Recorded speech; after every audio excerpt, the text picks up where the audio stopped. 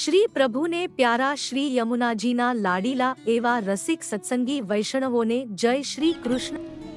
એકમાત્ર અંગીકાર એ એવો પદાર્થ છે, ભગવાનની એવી વિલક્ષણતા છે કે ભગવાન જીવનો ગ્રહણ નથી કરતા, જીવનો સ્વીકાર નથી કરતા, પણ જીવનો અંગીકાર કરે છે। અર્થાત આવેલા જીવને આમ પાસે રાખી લેવો અને પાછો સમય થાય પછી પાછો ધકેલી દેવો, આ પ્રભુની ક્રિયા નથી। પ્રભુ શું કરી રહ્યા છે? આવેલા જીવને હૃદયમાં સ્થાપી અને એને અંગરૂપ બનાવી રહ્યા છે। અંગરૂપ બનાવવાને કારણે આ અંગીકાર છે। કેવી રીતના?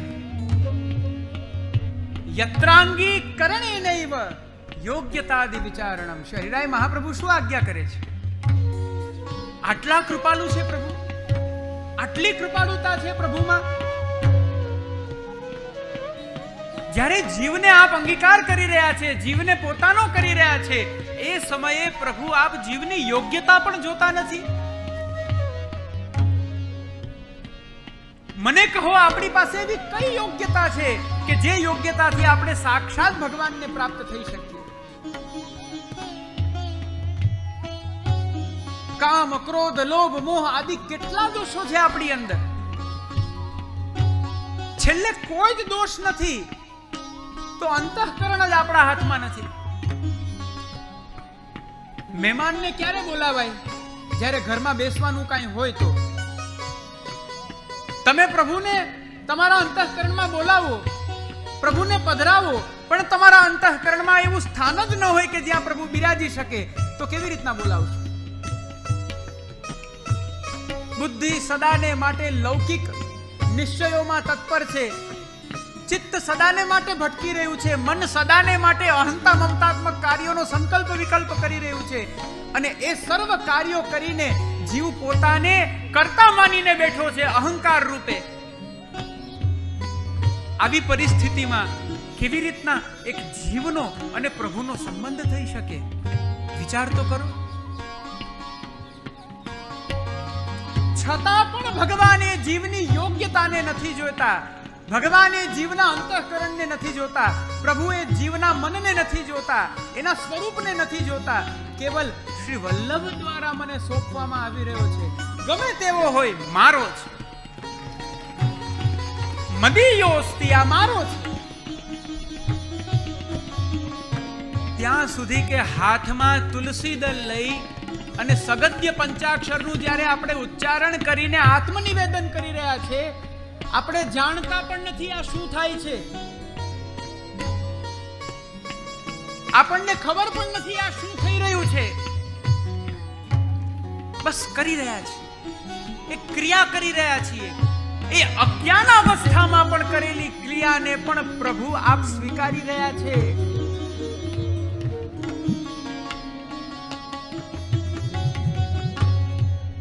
આપણા લોકની અંદર એક એવી કહેવત છે કે બિચારાની સ્થિતિ તો જુઓ, ઉથમાં હાથે રોટલો ફેંકો તો પણ બિચારો ખાઈ લે।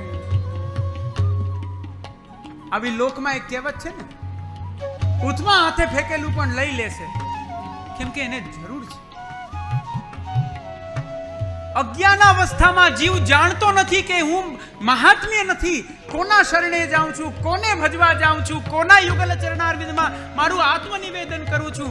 અરે હું કરી રહ્યો છું એ આત્મનિવેદન છે કે શું, એ પણ નથી જાણતો, અને છતાં કરી રહ્યો છે તો પણ પ્રભુ એનો સ્વીકાર કરે છે।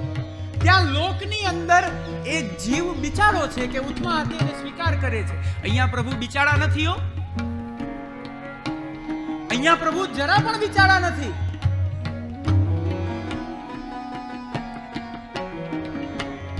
બસ ઠાકોરજીની એક જ નબળી કડી છે, અહમ ભક્ત પરાધીન, હું મારા ભક્તોને આધીન થઈ જાઉં, મારા શરણે આવનારા જીવને શરણ પ્રદાન કરવું, મને આત્મ આત્મનિવેદન કરનારા જીવના ઉદ્ધારનો સંકલ્પ કરવો. જો આ હું નહીં કરું તો કોણ કરશે? આ મારો ધર્મ છે, માટે આ કરવું જોઈએ. એ ભલે જાણે કે ના જાણે, એને ભલે ખબર હોય કે ના ખબર હોય, એ ભલે મારા મહાત્મ્યને સમજે છે કે નથી સમજતો, પણ હું તો સમજુ છું કે આ મારો દૈવી જીવ છે. હું તો જાણી રહ્યો છું કે આ મારો જીવ છે. ये तु सर्वाणि कर्माणि मयि संन्यस्य मत्पराः. જે જીવ પોતાના સર્વ કર્મોને છોડી, સર્વ કર્મોનો ત્યાગ કરી, બી કર્મ ફલોનો ત્યાગ કરી, અથવા તો એ સર્વ કર્મોને મારી અંદર આરોપિત કરી, મયી સંન્યસ્ય મત્પરાહ, જે જીવ અહોરાત્ર મારા પરાયણ થઈ જાય છે. શ્રી મહાપ્રભુજીના સિદ્ધાંત અનુસાર જે જીવ મારી સેવા, નામ અને કથા પરાયણ થઈ જાય છે, નિત્ય પ્રતિ હાથમાં તુલસીદલ લઈ એ નિવેદનનું સ્મરણ કરતા કરતા મને પોતાનું સર્વસ્વ સમર્પિત કરતો રહે છે, એવા જીવ માટે ભગવાન કહે છે, અનન્યેનૈવ યોગેન મામ ધ્યાયંત ઉપાસતે. અનન્ય ભક્તિ દ્વારા જે જીવ આ પ્રકારે મારી સેવામાં તત્પર છે, એવા જીવ માટે તેષામ અહમ સમુદ્ધર્તા, હું જ એકમાત્ર એનો ઉદ્ધારક છું. હું એ જીવને ક્યાંય ભટકવા નથી દેતો. એ જીવની જેમ પેલો દોડનારો ઘોડો હોય, અશ્વ હોય, અને એની આગળ આમ પેલા આ રીતના પેલું મૂકી દેવામાં આવે, એમ એની આગળ હું આવીને આમ બે હાથ કરી દઉં છું. મારા પરાયણ રહેલા જીવને મારાથી અતિરિક્ત બીજું કાંઈ જ ન દેખાવું જોઈએ, અને એવા જીવનો હું ઉદ્ધારક છું. તેષામ અહમ સમુદ્ધર્તા મૃત્યુ સંસાર સાગરાત. એ જીવના દોષો જોયા વિના, એ જીવના અનેક જન્મોના દુરિતો જોયા વિના એ જ ક્ષણે અવિલંબ હું જઈ અને જીવનો હાથ પકડી અને એના ભવસાગરથી પાર લઈ જઈ મારી અલૌકિકી નિત્ય લીલામાં હું એ જીવને મારી અલૌકિકી સેવા, સર્વતો દુર્લભા એવી મારી સેવાનો અવસર એને પ્રદાન કરું છું. સાક્ષાત ફલ સ્વરૂપે એને હું પ્રાપ્ત થઈ જાઉં છું. આ કૃપા છે, આ ભક્તિ માર્ગની ઉદાત્તતા છે. ઝાકો તુમ અંગીકાર કરો. હે પ્રભુ, આપ જેનો હાથ પકડો છો, આપ જેનો અંગીકાર કરો છો, શું આ કાલમાં પણ એવું સામે જીવની સર્વ આપત્તિઓનો નાશ આપ કરી દો છો. આપ એ જીવને અભય પ્રદાન કરી દો છો. હાથમાં તુલસી લઈ પોતાનું વરણ કરવાને માટે જ્યારે જીવ પ્રભુની સન્મુખ જાય છે વરણ કરાવવાને માટે, ત્યારે ભગવાન શું અપેક્ષા રાખે છે? જો એક તો શ્રી મહાપ્રભુજીને અને શ્રી ગુસાઈજીને અત્યારે જ હાથ જોડીને દંડવત કરો કે પ્રભુને વિનંતી કરી છે કે હે પ્રભુ, આપ જીવ માટે સાપેક્ષ ન થતા, નિરપેક્ષ રહેજો. એ અમારી કાનીથી જે કાંઈ પણ કરશે આપે એને ગ્રહણ કરવાનું, પણ જો આપ સાપેક્ષ થશો તો આનું સામર્થ્ય નથી કે આ કંઈ કરી શકે. આ જીવની કોઈ જ યોગ્યતા નથી. ભગવાન નિરપેક્ષ થઈ જાય છે. એવું છે આ જીવ કાંઈ કરવા સમર્થ નથી, કોઈ વાંધો નહીં, છેલ્લે આખરે મારો જીવ છે. પણ હે જીવ, તું એક કાર્ય કરી શકીશ. તું મારા માટે યોગ ન કરી શક, ચાલશે. તું મારા માટે જ્ઞાન અર્જિત ન કરી શક, ચાલશે. તું મારા માટે અનેક પ્રકારના કર્મો કરી અને કર્મથી વિશુદ્ધ થઈ અને તું પુણ્યને અર્જિત કર, કદાચ એ ન થાય તો પણ ચાલશે. મોટા મોટા યજ્ઞ યાગાદી પણ જો તું મારા માટે ના કરી શક તો ચાલશે. પણ તું મારા માટે આ એક કાર્ય કરી શકીશ? ચાલો હું આપને પૂછું, તમે પ્રભુ માટે એક કાર્ય કરી શકશો? બહુ કહેવાય, નહીં કરી શકો? હા કે ના તો કહો. આ પાછળ ખુરશી વાળા બધા નીચે બેસો ને એનો એક આનંદ છે. ગમે તેવી ઊંઘ આવે પણ સેજ પણ ખાલી ચડે તો ઊંઘ ઉડે. ઉપર બેઠેલાઓને તો એ પણ ચિંતા નથી. પ્રભુ કહે છે, હે જીવ, તું ખાલી એક કાર્ય કરી શકીશ, બાકીના 100 કાર્ય હું કરીશ. કેમ કરીશ? નિજ ઈચ્છાથી. નિજેચ્છાત કરીષ્યતિ, નિજ ઈચ્છાથી કરીશ. એ કયા કાર્યો?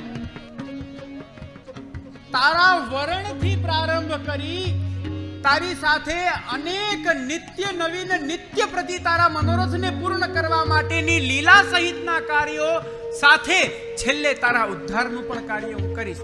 સામે તારે એક કાર્ય કરવાનું છે. જીવ કહે, પ્રભુ શું? ખાલી મને એટલું કે તુલસી દલ હાથમાં લઈ, હે પ્રભુ હું આપનો છું.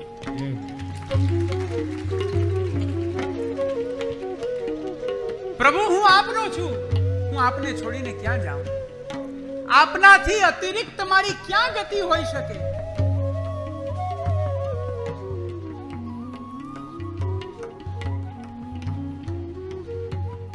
નિજ નિસર્ગ પ્રભુ શ્રી ગોકુલનાથ ચરણ કમલ દાસ્યમેવ સ્વધર્મ.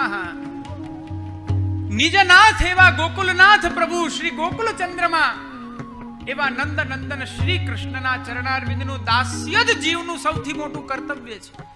આનાથી અતિરિક્ત જીવ કરીને શું કરી શકે છે? ભગવાન કહે છે, સકૃદેવ પ્રપન્ના, તું ખાલી એક વાર મારા ચરણમાં આવીને પડી જા અને એ ચરણારવિંદ પકડી હાથમાં તુલસી લઈ અને ખાલી એટલું કે તવાસ્મીતિ, હે પ્રભુ હું આપનો છું, હે શ્રી કૃષ્ણ હું આપનો છું. હું તને અભયત્વ આપીશ, આ કાળથી અભયત્વ આપીશ. તને મારા પ્રત્યેથી એ અભયત્વ છે કે આ માર્ગમાં તારા સકલ મનોરથો પૂર્ણ થશે, કારણ કે તારા મનોરથને પૂર્ણ કરનાર હું છું. હું તને અભયત્વ આપીશ, પણ સામે ખાલી એક કરવાનું છે, હે પ્રભુ હું આપનો છું. પ્રભુ જે કરે એ નિજ ઈચ્છાથી કરે, અને પ્રભુની જે નિજ ઈચ્છા છે એ કેવલ નિજ ભક્તો માટે જ થાય છે. શાસ્ત્રમાં પ્રભુના સંકલ્પ વિકલ્પને બતાવ્યો છે કે ભગવાન સ્વયં કહે છે કે હું જીવ માત્ર પ્રત્યે સમાન છું, મારી સમબુદ્ધિ છે, હું સમતા રાખું છું, સમાનતા રાખું છું, એક વાક્યતા રાખું છું. મારી અંદર એવી વિષમતા નથી કે હું આને સુખ આપું, આને દુઃખ આપું, આને પીડા આપું. હું બધાને સમાન રાખું છું. પણ જે અનન્ય પ્રેમાત્મિકા ભક્તિથી મને સર્વ સમર્પણ કરે છે એ જીવ પ્રત્યે મારો એક અલગ પક્ષપાત છે. કારણ કે હું ભજવા યોગ્ય છું એવું એ હજારોમાંથી એક જ જાણી શક્યો છે. બીજા બધાએ શું કર્યું છે? મારી સાથે તો વેપાર કર્યો છે, અર્થાર્થી સંબંધ રાખ્યો છે, એક વ્યાપાર જ કર્યો છે. પણ એ જીવો મારા સુખનો વિચાર કરીને મને સેવે છે, માટે હું જે કંઈ પણ કરીશ નિજ ઈચ્છાથી એ એમનું હિત કરીશ.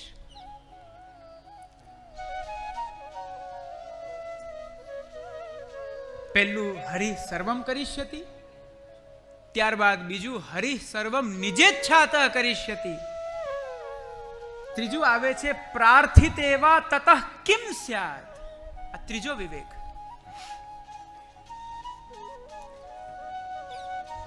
ભગવાન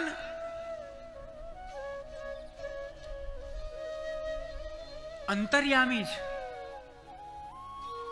જીવોના અંતઃકરણમાં બિરાજીને પ્રભુ સર્વ કાંઈ જાણી રહ્યા છે. એવી પરિસ્થિતિમાં પ્રભુ પાસે પ્રાર્થના કરવાથી શું પ્રાપ્ત થશે?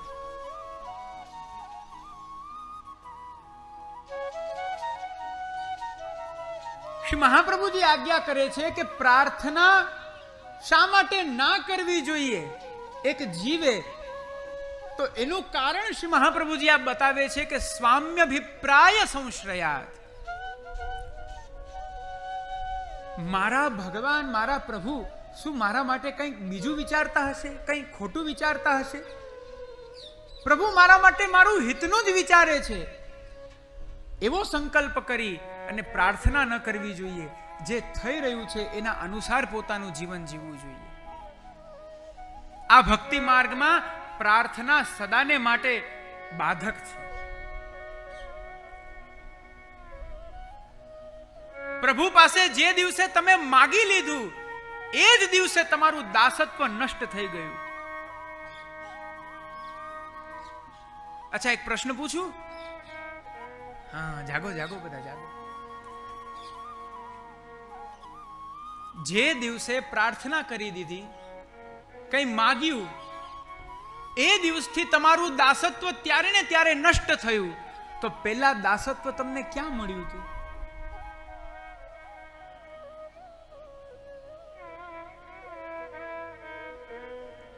કોઈ જવાબ નહીં. બ્રહ્મ સંબંધ વખતે જ્યારે તમે આત્મનિવેદન કરો છો, આત્મસમર્પણ કરો છો, ત્યારે એ આત્મસમર્પણમાં તમે તમારું સર્વસ્વ જ્યારે સમર્પણ કર્યું છે, તો સર્વસ્વ સમર્પણ કરતી વખતે તમને સહજ રૂપે દાસત્વ પ્રાપ્ત થઈ ગયું છે. આ જ આપણા પુષ્ટિ ભક્તિ માર્ગની વિલક્ષણતા છે. તમારે દાસ્ય માટે પુરુષાર્થ નથી કરવો પડતો, તમારું આત્મનિવેદન જ તમને દાસત્વની પ્રાપ્તિ કરાવે છે.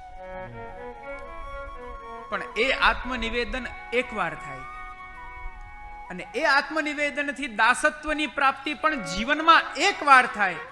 અનેક વખત દાસત્વ નથી થતું, અનેક વખત એ તો દાસત્વનો આડંબર થાય છે. એકવાર નષ્ટ થયું, ચાલો પાછો પુરુષાર્થ કરીને પાછું દાસત્વ કરીએ, નહીં.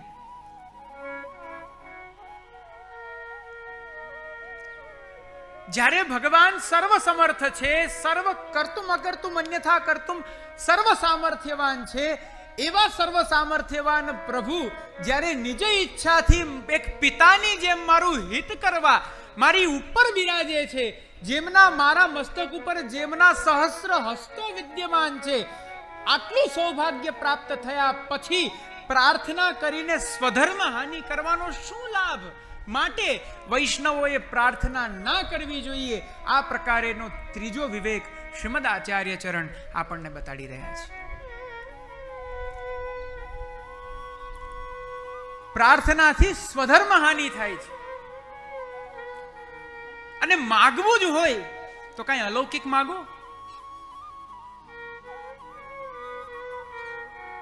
ત્યાં પાછી પ્રાર્થનાની બુદ્ધિ નહીં હોય, ત્યાં પાછી વિજ્ઞપ્તિ હશે. દૈન્યતાપૂર્વક, દીનતાપૂર્વક પ્રભુને વિનંતી થાય છે, પ્રભુ કૃપા કરીને આ સુખ અમને પ્રદાન કરો. એ તો પાછો માગવાનો સ્વતંત્ર અધિકાર છે જીવને.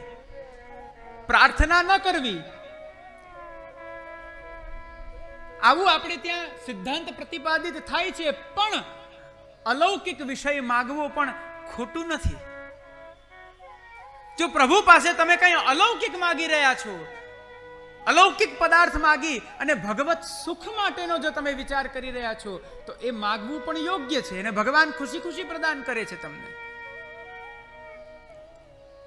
પણ મહત્વની વાત એ છે કે અલૌકિક માગી નથી શકતા આપણે. અલૌકિક માગી જ નથી શકતા.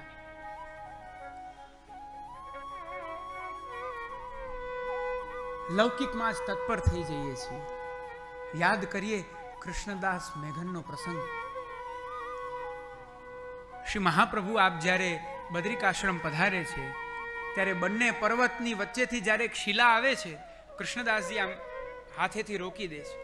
શ્રી વલ્લભ આપ પ્રસન્ન થયા અને કહ્યું, માગો, હું તમારા ઉપર પ્રસન્ન છું, માગો. કૃષ્ણદાસજી બે હાથ જોડીને કહે છે, પ્રભુ આમ તો માગવું ન જોઈએ, પણ જો આપ આજ્ઞા કરી રહ્યા છો તો હું 3 વસ્તુ માગું છું. સૌથી પહેલા એવી કૃપા કરો કે માર્ગનો સિદ્ધાંત હૃદયારૂઢ થાય.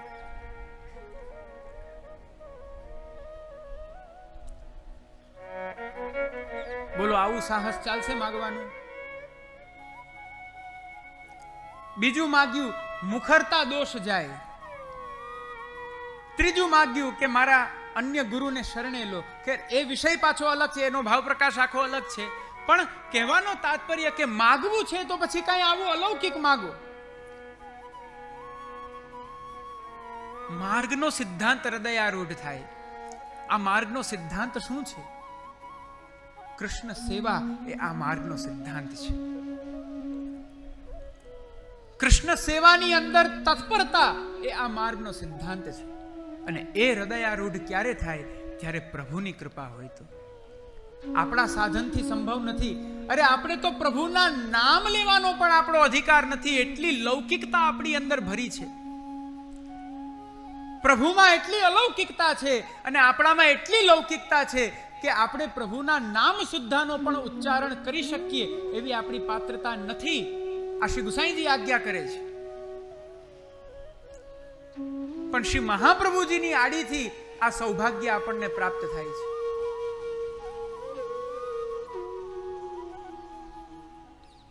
નત્વા હરિમ પ્રવક્ષ્યામિ સ્વસિદ્ધાંત વિનિશ્ચયમ. આ માર્ગનો સિદ્ધાંત શું? તો શ્રીમદ આચાર્ય ચરણ આજ્ઞા કરે, કૃષ્ણ સેવા સદા કાર્યા માનસી સા પરામતા. એક વૈષ્ણવે સદા કૃષ્ણ સેવા પરાયણ રહેવું એ આ માર્ગનો ગૂઢતમ સિદ્ધાંત છે. અને એ કૃષ્ણ સેવા પરાયણતા ક્યાં સુધી? આ દેહ પર્યંત, જ્યાં સુધી આ શરીર છે ત્યાં સુધી.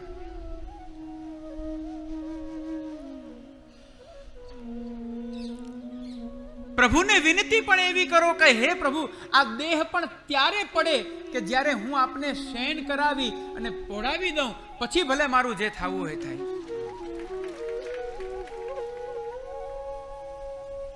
અને જો સેવામાં હશો ને તો કાલ પણ બાધા નહીં કર્યો. તો પેલો ડોકરી વાળો પ્રસંગ છે ને, 8 વાર કાલને મોકલ્યો છે. આ સામર્થ્ય એક વૈષ્ણવનું છે. આ એક વૈષ્ણવનું સ્વરૂપ છે.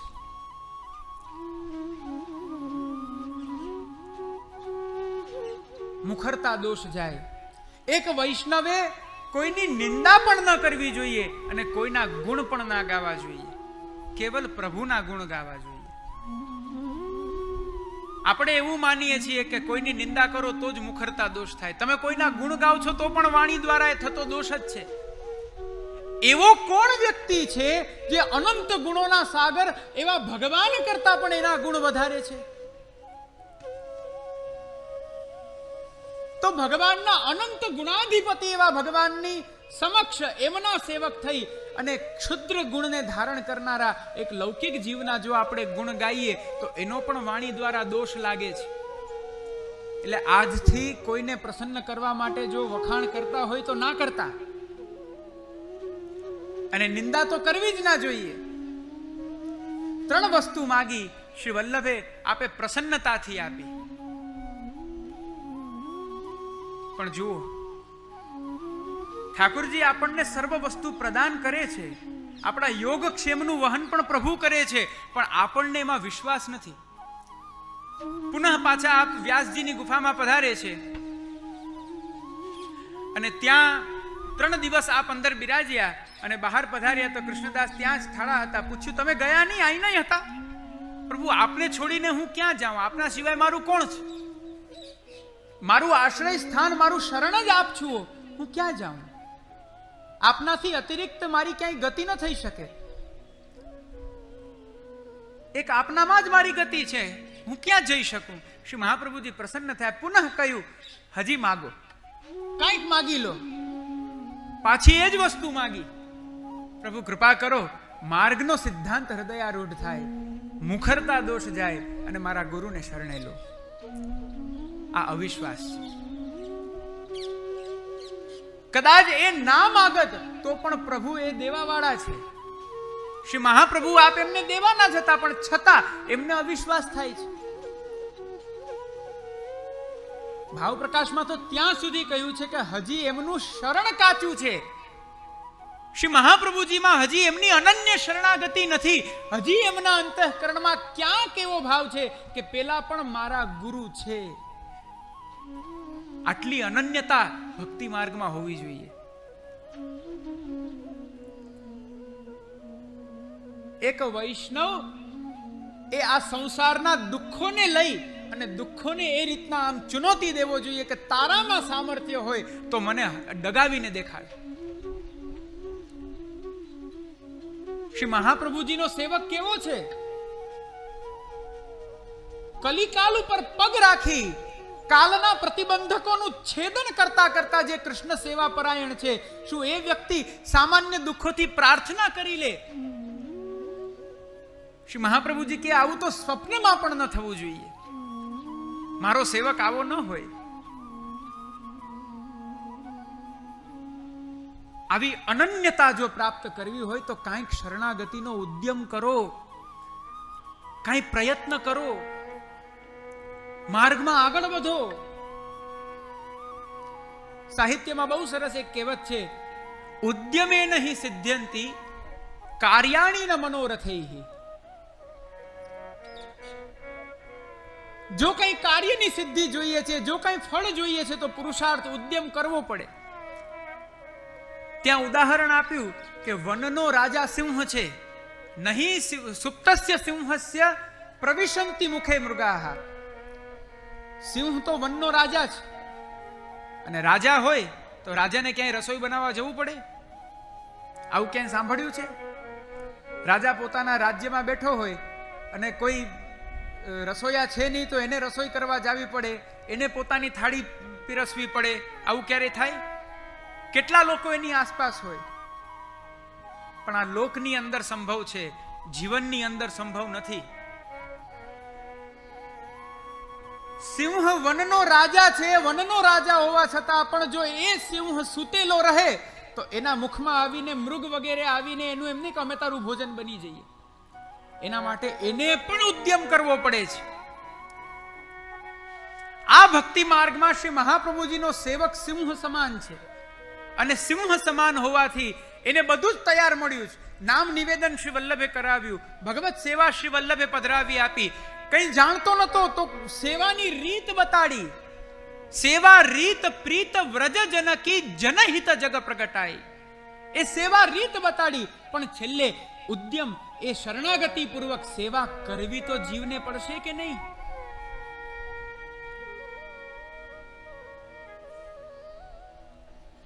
પ્રાર્થનાથી શું લાભ થાય છે? કોઈ જ લાભ નથી થતો. ઉલટાનું એ જીવની સ્વધર્મ હાનિ થાય છે. બીજી વાર પણ એ જ વસ્તુ માગી, ત્રીજી વાર પાછી એ જ વસ્તુ માગી. ગંગા સાગર જ્યારે શ્રી વલ્લભ આપ બિરાજી રહ્યા હતા અને રાત્રિના સમયે આપને ઈચ્છા થઈ કે મારે ધાનના મુરમુરા આરોગવા છે. આપે આજ્ઞા નથી કરી, પણ કૃષ્ણદાસ મેઘન ચરણ સેવા કરતા કરતા જાણી ગયા તો આ સેવકનું લક્ષણ, આ સેવકનું સ્વરૂપ. સેવકાનામ યથા લોકે વ્યવહારઃ પ્રસિદ્ધ્યતિ. સેવકનો વ્યવહાર લોકની અંદર પ્રસિદ્ધ છે. એ વ્યવહાર કેવો? એ આ પ્રકારનો. પ્રભુ જો આપણને કહે કે હે જીવ, તું આમ નહીં ને આ પ્રકારે મારે આ જોઈએ છે, તું આ મને પ્રદાન કર, તો ખરેખર એક સેવક ઉપર એ ધિક્કાર કહેવાય. સેવક તો એ છે કે સ્વામી કહે પણ નહીં અને કેવલ એના મુખને જોઈને જાણી જાય કે મારા સ્વામીને અત્યારે આ આવશ્યકતા છે. એ સેવક છે. કૃષ્ણદાસજી જાણી ગયા. ગંગા પાર તરીને પોતે જાય છે, ખેતમાંથી ધાન કટાવી અને એના મુરમુરા સિદ્ધ કરાવી શ્રી મહાપ્રભુજીની સન્મુખ આપ ત્યાં રાખે છે. શ્રી વલ્લભને જગાડીને નિવેદન કરે છે, પ્રભુ અરોગો, આપની ઈચ્છા હતી ને. શ્રી મહાપ્રભુજી અત્યંત પ્રસન્ન થાય છે અને પ્રસન્ન થઈને કહે છે, હું તને કહું છું ને, આજે પણ કહું છું, હૃદયથી કહું છું, માગ. પાછા હસી હાથ જોડીને, પ્રભુ બસ એટલી કૃપા કરો. માર્ગનો સિદ્ધાંત હૃદયારૂઢ થાય, મુખરતા દોષ જાય અને મારા ગુરુને શરણે લો. શ્રી મહાપ્રભુજી કે, અરે જીવ કહા કરી માંગી જાને. આ માગી માગીને પણ જીવ શું માગી લેવાનો છે?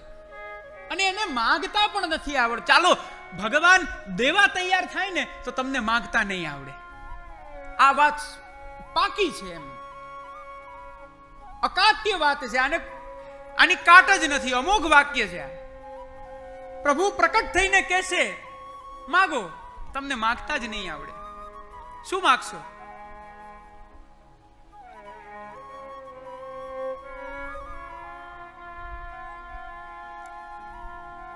ઐશ્વર્ય, સંપત્તિ, સુખ, વંશ સમૃદ્ધિ, આયુ વૃદ્ધિ?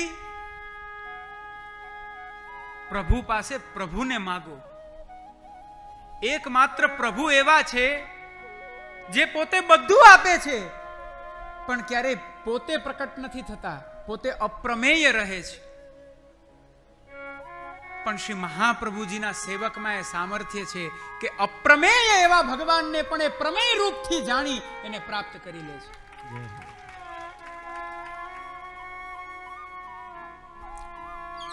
શ્રી મહાપ્રભુજી આજ્ઞા કરે છે, અરે જીવ માગીને પણ શું માગી જાણે, શું માગે છે આ માગી માગીને.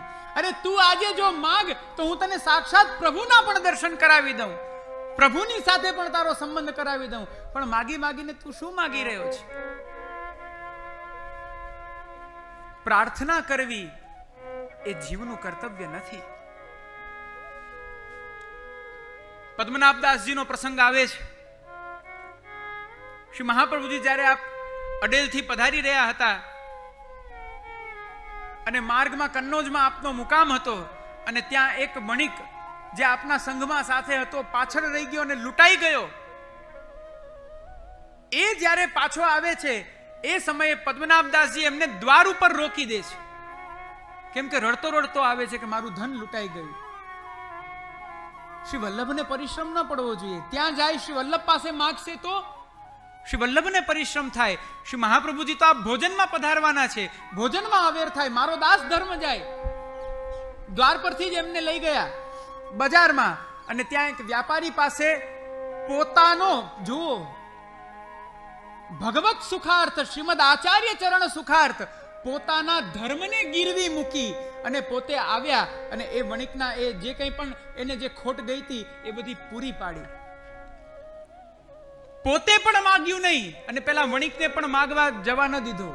આ એક જીવનો વિવેક છે, આ જીવનું સ્વરૂપ છે.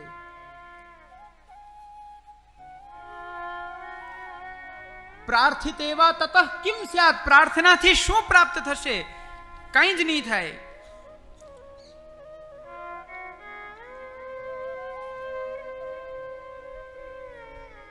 જીવોનું લૌકિક અને વૈદિક એના કરતા અને કારયિતા પ્રભુ જ છે. તમારે પ્રાર્થના કરવાની કોઈ જ આવશ્યકતા નથી.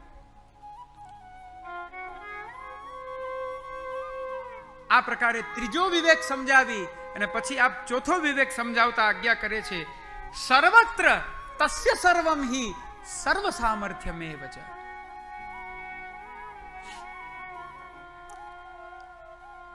શા માટે પ્રાર્થના ન કરવી જોઈએ? તો કહ્યું સર્વત્ર પ્રભુ છે. આ એક વિવેક જીવના મનની અંદર સદા રહેવો જોઈએ કે હું કોને ભજું છું? જે સર્વત્ર છે. તસ્ય સર્વમ હિ સર્વ સામર્થ્યમ, જે સર્વત્ર છે અને જેનું સામર્થ્ય સર્વત્ર છે, જે સર્વભવન સમર્થ છે, જે કર્તુમ અકર્તુમ અન્યથા કર્તુમ સમર્થ છે, એવા પ્રભુનું શરણ મને પ્રાપ્ત થયું છે. માટે મારે માગવાની શું જરૂર છે? અર્થાત કે ભગવાન બહાર પણ છે, ભગવાન ભીતર પણ છે, ભગવાન સામેવાળાના અંતઃકરણમાં પણ છે, ભગવાન કણકણમાં છે. તો શું મારામાં નથી? અને જો મારામાં છે તો મારું શું અભિષ્ટ છે એ પ્રભુ જાણી રહ્યા છે. તો મારે પ્રાર્થના કરીને સ્વધર્મ હાનિ શા માટે કરવી? આ એક આપણો વિવેક છે. પ્રભુ સર્વત્ર બિરાજે છે અને પ્રભુ સર્વ સમર્થ છે. અનેક પ્રકારના જીવને જો આપત્તિઓ આવે તો એ આપત્તિ માટે પ્રભુ ઠાડા રહે છે. આહા, શ્રીમદ ભાગવતમાં અદ્ભુત એકાદશ સ્કંદમાં એનું સ્વરૂપ વર્ણન થયું છે. સ્વપાદમૂલમ ભજત પ્રિયસ્ય, સ્વપાદમૂલમ ભજત પ્રિયસ્ય ત્યક્તાન્ય ભાવસ્ય હરિ પરેશ વિકર્મ યચ્ચોત્પતિતં કથંચિત ધુનોતિ સર્વં હૃદિ સન્નિવિષ્ટ.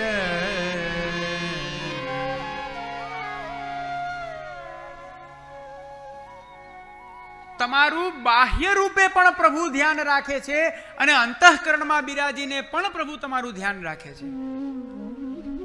યોંતર બહિસ્તનુવૃતામ અશુભન વિધુન્વન, જે તમારા અંતઃકરણમાં બિરાજી અમૃત સ્વરૂપ થઈ અને તમારી સકલ ઇન્દ્રિયોને ભગવત સેવાગામી બનાવે છે. આ કાર્ય પણ પ્રભુ કરે છે. જેમ જેમ જે મેં પૂર્વમાં કહ્યું ને, જેમ જેમ પ્રભુ તમારા મનની અંદર પ્રવેશશે તેમ તેમ ભક્તિ માર્ગમાં તમારા સાધનો ઓટોમેટિકલી આપમેળે એ આગળ વધતા જશે. સ્વપાદ મૂલમ, અંતઃકરણમાં બિરાજી અને પ્રભુ જીવના સર્વ અશુભોને ધુએ છે. તો બહાર અંતઃકરણમાં બિરાજેલા પ્રભુ, એ જ પ્રભુ પાછા બહાર પ્રકટ થઈ અને જે પ્રકારે જીવને યોગ્ય કર્યો છે એની એ યોગ્યતાના અનુસાર એને ફલ પણ પ્રદાન કરે છે.